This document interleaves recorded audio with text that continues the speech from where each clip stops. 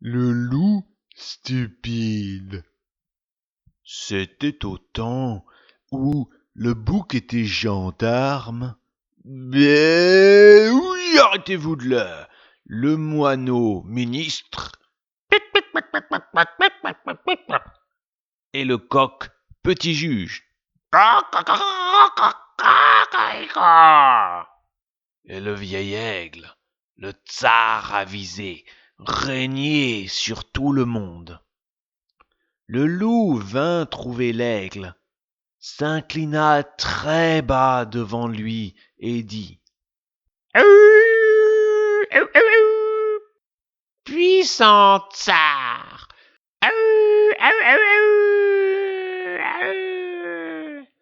j'ai faim, faim à en pleurer, donne-moi à manger. Pourquoi te donnerais-je à manger si tu es le loup? Ce me semble, c'est justement parce que tu es capable de chasser toi-même ta proie. Oui, puissant tsar. Au moins, conseille-moi quelle proie chasser. Là-bas, paie la jument du pope. Va et dévore-la. Le loup remercia grandement sa majesté l'aigle et s'en fut pour dévorer la jument du pope.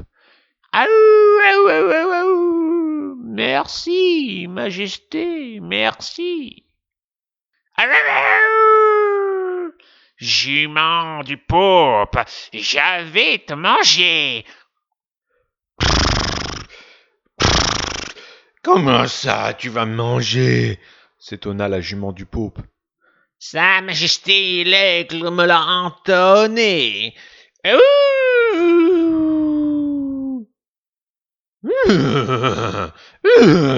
Comment a-t-il pu te l'ordonner quand je porte une marque impériale qui t'interdit de me manger? Et où portes-tu cette marque impériale? Là, sur ma patte de derrière. Et la jument leva la patte arrière. Le loup se mit à examiner la patte pour trouver la marque impériale. Ce que voyant, la jument se mit à ruer et frappa de ses sabots le loup sur la gueule.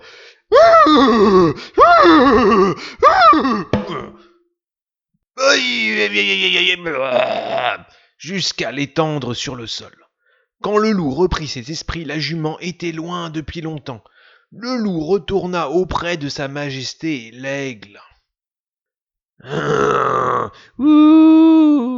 Puissant tsar, j'ai faim à en pleurer. Donne-moi à manger. Mais je t'avais permis de dévorer la jument du pope. La jument est méchante, elle m'a frappé et s'est enfuie. Bon, là-bas, paie le mouton. Va et mange-le. Le loup remercia grandement sa majesté l'aigle et s'en fut trouver le mouton. Mouton, je vais te manger. Mais comment ça tu vas manger? Sa majesté l'aigle me l'a ordonné.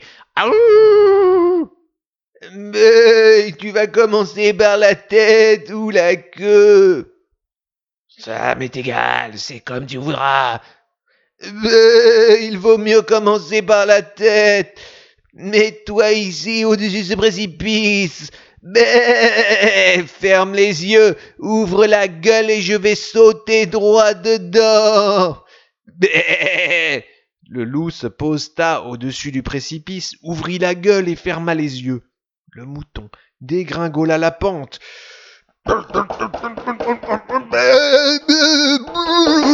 et bouscula le loup de ses cornes jusqu'à ce qu'il tomba au fond du précipice.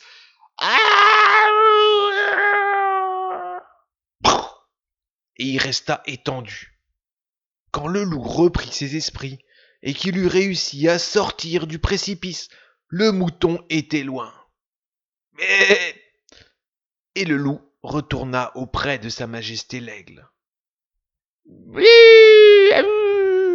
puissant tsar, j'ai faim, ensanglanté. Donne-moi quelque chose à manger. Mais je t'avais permis de manger le mouton. Mais le mouton est méchant. Il m'a bousculé avec ses cornes et s'est sauvé. Bon, là-bas arrive un petit tailleur. Va et mange-le.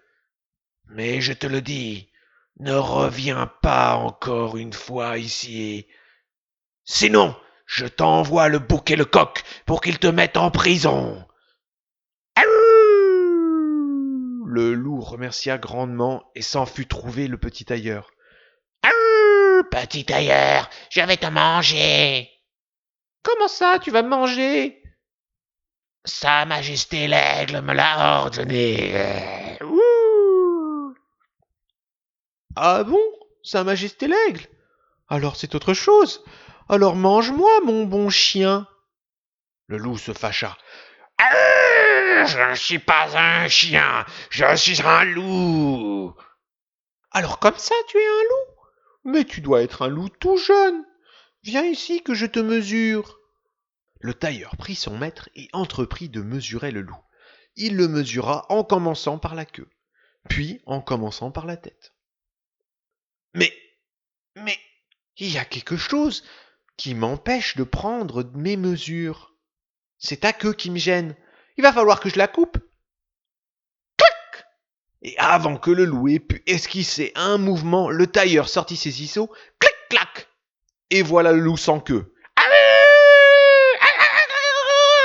Le loup ressentit une grande douleur et se sauva à toute vitesse.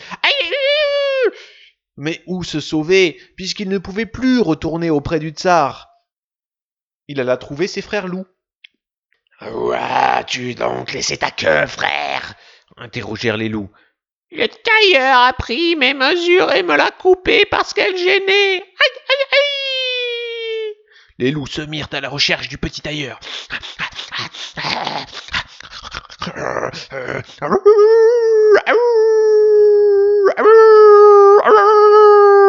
Pour le manger, parce qu'il avait coupé la queue de leur frère. Le petit tailleur vit que ça tournait mal pour lui et se hâta de grimper dans un arbre. Les loups arrivèrent auprès de l'arbre et crièrent au petit tailleur. Descends, petit tailleur, descends vite, nous allons te manger parce que tu as coupé la queue de notre frère. Mais le petit tailleur ne descendit pas. J'aime mieux rester sur mon arbre, loup, sauter pour m'attraper. Les loups sautèrent.